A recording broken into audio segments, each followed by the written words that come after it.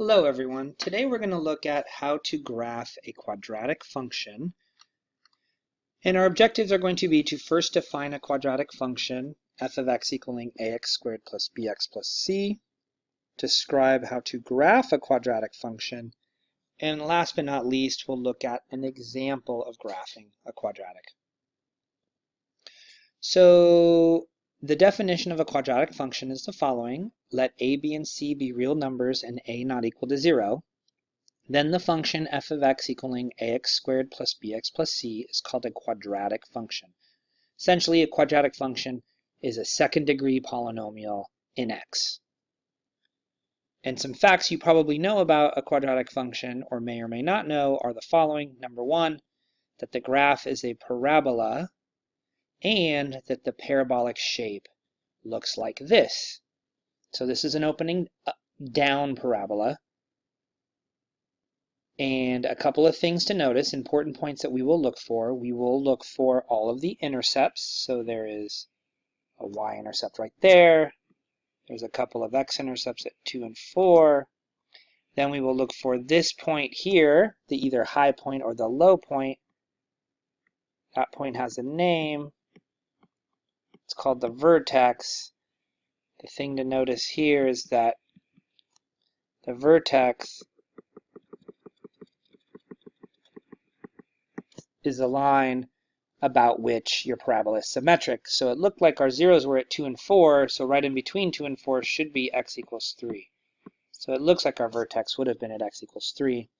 And then last but not least, the fact that it opens down. It turns out the fact that it opens down has to do with the fact that a, the leading coefficient, will be negative. Okay, so let's try this on an example. Okay, so let's look at the steps on how to graph a quadratic function. So step 1, we'll find the y-intercept f of 0, which turns out to be just the c coefficient. Step 2, we'll find all the x-intercepts by finding the real valued solutions of f of x set equal to 0.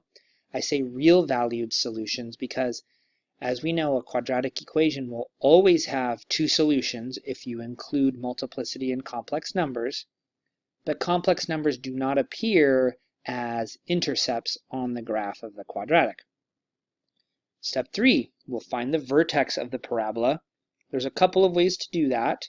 There is either using the symmetry of the two zeros, or if you don't have any zeros, there is a formula for the x-coordinate of a vertex, and that is that the x-coordinate of a vertex is just negative b over 2a.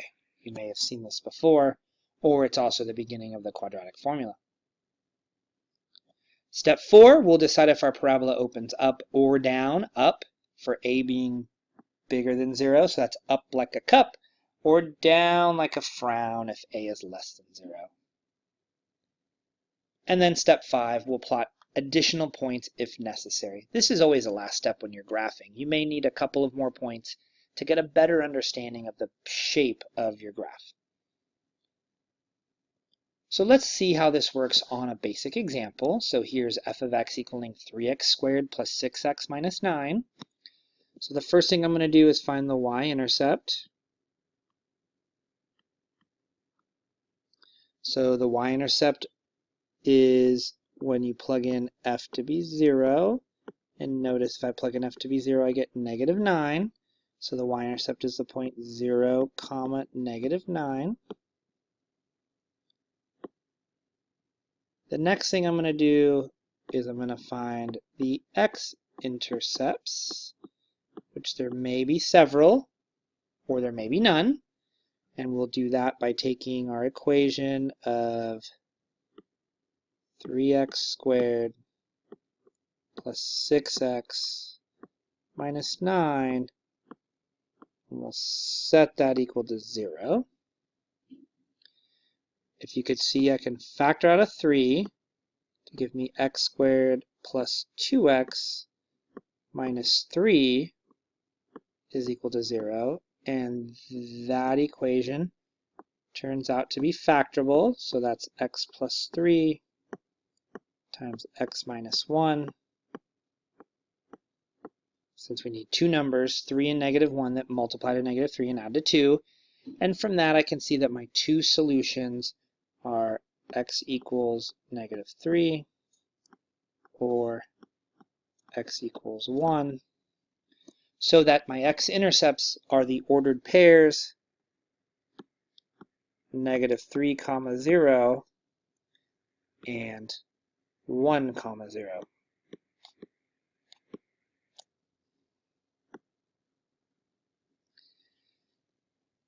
At this stage, I can now determine what the x-coordinate of the vertex will be. Remember, the vertex is symmetric. The vertex is the line of symmetry in between our two zeros. So the number that is in between -3 and 1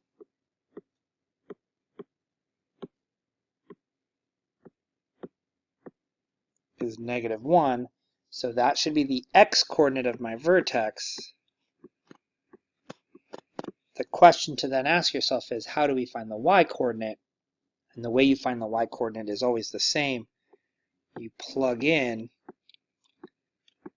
an x value into your function to see what you get. And if you plug in -1 into f, you get 3 times -1 squared plus 6 times -1 minus 9.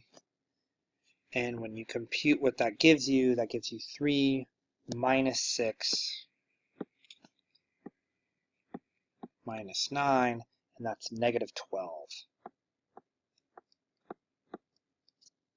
So it looks like our vertex is the point -1,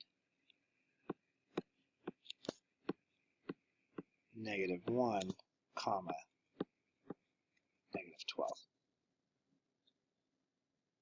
And probably the last thing to determine is if you look at the 3, since the 3 is positive, our parabola should open up like a cup. Okay, so let's continue where we left off. As a reminder, we had the following information. We had a y-intercept of 0, -9. We had x-intercepts of -3, 0, and 1, 0. And we had a vertex of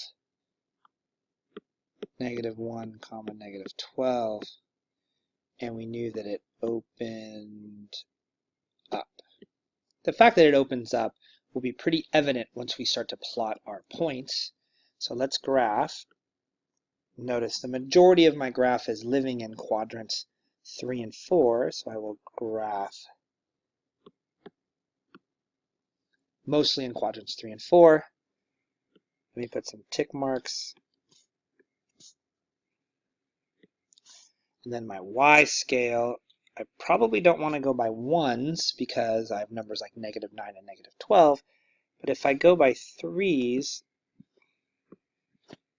-3, -6, -9, and -12, that should make my life easier.